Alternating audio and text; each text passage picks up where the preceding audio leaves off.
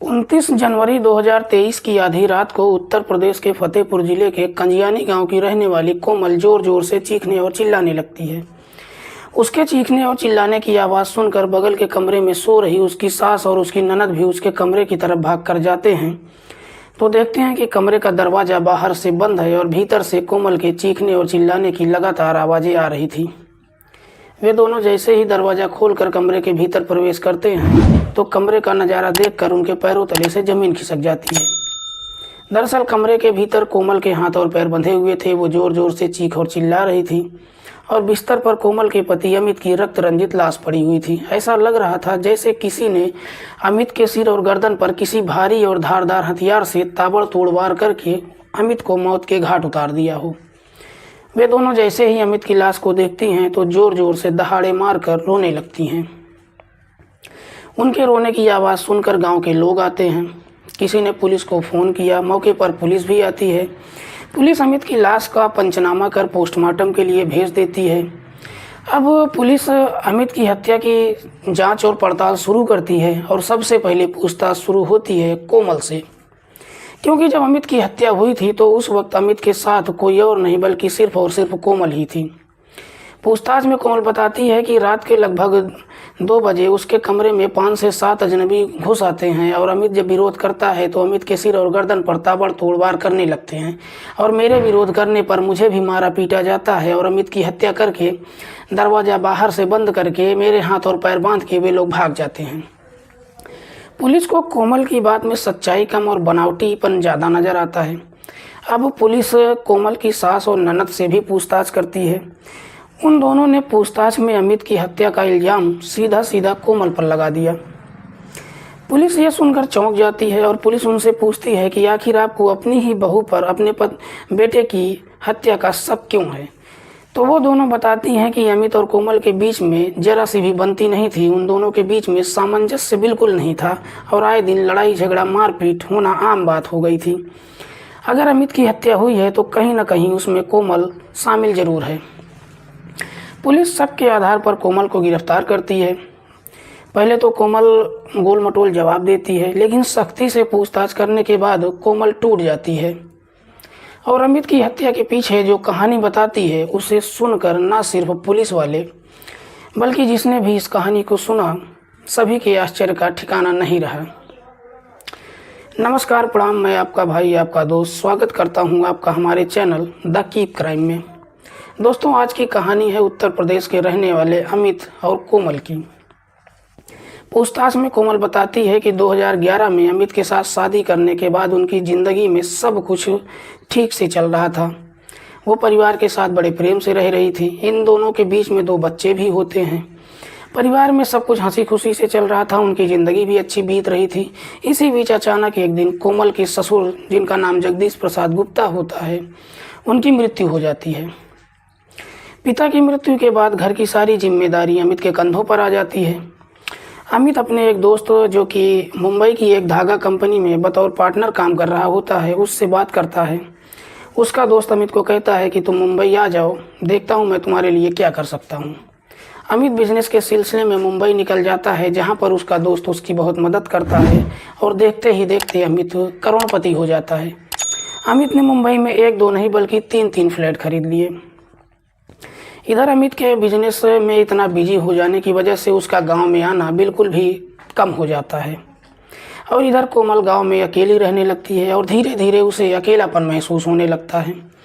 और जब कोमल को अकेलापन महसूस होने लगता है तब उसे याद आती है अपने पुराने प्रेमी की। दरअसल कोमल का शादी से पहले अपने ही जीजा, जिसका नाम राम खिलावन था, उसके साथ अवैध संबंध था। वे दोनों शादी से पहले मिलते भी थे। उन दोनों के बीच में अवैध संबंध भी होता था। लेकिन शादी के बाद कोमल राम खिलावन के साथ किसी भी प्रकार का कोई संबंध नहीं रखती है। यहाँ तक कि कोमल शादी के बाद राम खिलावन से एक बार फ़ोन पर भी बात नहीं करती। लेकिन जब उसे अकेलापन महसूस होता है तब उसने राम खिलावन को फ़ोन किया। राम खिलावन ये सुनकर बड़ा खुश हो जाता है और उसका कोमल से मिलने के लिए कोमल के घर पर आना जाना शुरू हो जाता है। वो कभी दिन में आता तो शाम को जाता, शाम को आता तो सुबह जाता।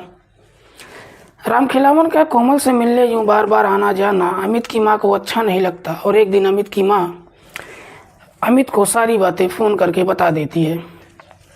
अपनी माँ की बात सुनकर अमित मुंबई से सारा काम छोड़कर सीधे गांव आता है और अपनी बीवी और बच्चों को लेकर मुंबई चला जाता है। मुंबई जाने के बाद कोमल कुछ दिन तक तो ठीक से रहती है, लेकिन चूंकि अमित बिजनेस में बिजी रहता था तो कभी कभी अपने ऑफिस में ही सो जाता था, अपने फ्लैट में भी नहीं आता था। इधर धीरे धीरे कोमल को फिर से अकेलापन महसूस हुआ और उसने एक बार फिर से फ़ोन लगाया रामखिलावन को। इधर रामखिलावन अपनी बीवी से झूठ बोलता है कि उसे कुछ काम से कहीं बाहर जाना है कुछ दिन के लिए, और सीधा पहुंच जाता है मुंबई कोमल से मिलने के लिए। अपने साढ़ू का बिना बताए इस तरह अपने फ्लैट में आना अमित को अच्छा नहीं लगता और उसे कहीं न कहीं अपनी माँ की बताई हुई बातों पर यकीन होने लगता है, लेकिन वो उस वक्त अपने साढ़ू को कुछ बोलता नहीं। एक दिन दोपहर को अचानक अमित किसी काम से अपने फ्लैट में आता है तो देखता है कि कोमल के कमरे का दरवाज़ा बाहर से बंद है और भीतर से कोमल और रामखिलावन की कुछ अजीबोगरीब आवाज़ें आ रही होती हैं। ऐसी आवाज़ें जैसा कि एक मर्द और औरत के बीच में जिस्मानी ताल्लुकात बनाने के दौरान आती हैं। अमित अपनी बीवी और अपने साढ़ू को बेहद आपत्तिजनक हालत में रंगे हाथ पकड़ लेता है और अपनी बीवी के साथ बहुत मारपीट करता है और अपने साढ़ू को भी 2-3 थप्पड़ मारकर अपने फ्लैट से भगा देता है। इधर कोमल को लगता है कि अब उसके पति को सब कुछ पता तो चल ही चुका है, तो कोमल के अंदर कुछ बदलाव आने की बजाय कोमल की हिम्मत इतनी बढ़ जाती है कि वो रामखिलावन से अपने पति के सामने ही फ़ोन पर घंटों घंटों बात करती, कभी ऑडियो कॉल पे तो कभी वीडियो कॉल में। इस बात पे का अगर अमित विरोध करता तो कोमल कहती कि मेरी जो मर्जी है मैं करूँगी, तुम तो बिजी रहते हो, तुम तो मुझे टाइम नहीं दे पाते हो। कोमल के व्यवहार से अमित काफ़ी दुखी रहने लगा। पति पत्नी के बीच में दूरियां पैदा होने लगी और धीरे धीरे अमित और कोमल के बीच में बातचीत भी बंद हो जाती है। एक ही छत के नीचे अपनी पत्नी से इस तरह बेवफाई होने के बाद धीरे धीरे अमित की हिम्मत टूट जाती है और एक दिन अमित मुंबई से अपना एक फ्लैट बेचकर गांव आ जाता है और गांव में ही घर बनवा कर अपनी माँ और बहन के साथ रहने लगता है, जहां पर उसकी मुलाकात एक अर्चना नाम की महिला के साथ होती है। धीरे धीरे इन दोनों में दोस्ती होती है और वो दोस्ती धीरे धीरे अवैध संबंधों में तब्दील हो जाती है। इधर अमित जब भी मुंबई जाता तो कोमल के सामने ही अर्चना से बात करता, जैसा कोमल रामखिलावन से बात करती अमित के सामने, ठीक वैसा ही। अब कोमल विरोध करती तो अमित कहता कि जब तुम मेरे सामने किसी गैर मर्द के साथ बात कर सकती हो तो मैं तुम्हारे सामने किसी गैर महिला के साथ बात क्यों नहीं कर सकता। एक दिन अमित नहाने के लिए जाता है तो कोमल उसका फ़ोन चेक करती है। उसको एक नंबर मिलता है जो कि अर्चना के नाम से सेव था। अब कोमल को यह पता तो चल ही चुका था कि अमित का अवैध संबंध एक अर्चना नाम की महिला से है। अर्चना कौन है, कहाँ रहती है, क्या करती है, ये सब पता लगाने के लिए कोमल मुंबई से गांव आती है। उसे अर्चना का पता चलता है और वो मदद मांगने के लिए सीधा चली जाती है अपने जीजा रामखिलावन के पास। उसको सारी बात बताती है और कहती है बस किसी तरह अर्चना और अमित के बीच में दूरियां पैदा कर दो। वो जब ये सारी बातें वहाँ बता रही होती हैं तो वहाँ पहले से ही रामखिलावन का एक दोस्त जिसका नाम अविनाश यादव था वो भी बैठा होता है और रामखिलावन और अर्चना की सारी बातें वो सुन लेता है, कोमल की बातें। तो वो कोमल से कहता है कि इस मामले में जो भी मदद होगी मैं आपकी सारी मदद करने को तैयार हूँ। और अविनाश यादव कोमल का नंबर ले लेता है और धीरे धीरे कोमल का अवैध संबंध रामखिलावन के साथ साथ अविनाश यादव के साथ भी हो जाता है। अब इधर कोमल जब मुंबई जाती है तो अमित के सामने ही कभी रामखिलावन से बात करती तो कभी अविनाश यादव से बात करती।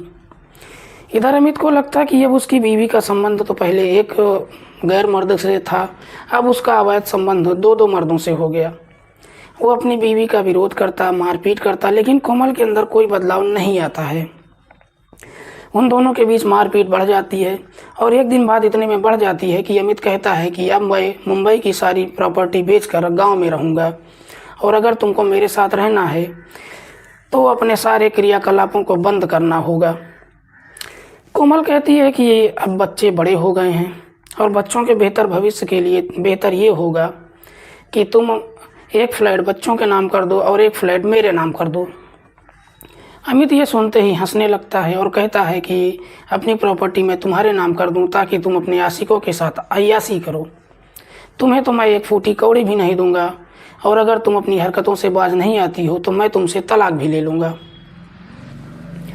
ये सुनकर कोमल सोच में पड़ जाती है और वे सोचती है कि अगर इसने मुझसे तलाक ले लिया तो मेरे हाथ तो एक फूटी कौड़ी भी नहीं आएगी और ये अपनी सारी प्रॉपर्टी भी बेच देगा। कोमल ये सारी बातें अविनाश यादव को बताती है। अविनाश ये सारी बातें राम खिलावन को बताता है और इन तीनों के बीच में एक खतरनाक प्लान तैयार होता है कि क्यों ना अमित को ही रास्ते से हटा दिया जाए। ये सुनकर अविनाश यादव बोलता है कोमल से कि तुम्हारा पति रोड पर चलने वाला कोई आम आदमी नहीं है बल्कि एक करोड़पति आदमी है।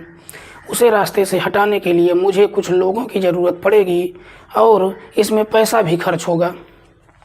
कोमल कहती है कि इसमें जो भी पैसा खर्च होगा सारा पैसा मैं खर्च करने को तैयार हूँ, बस किसी तरह अमित को रास्ते से हटा दो।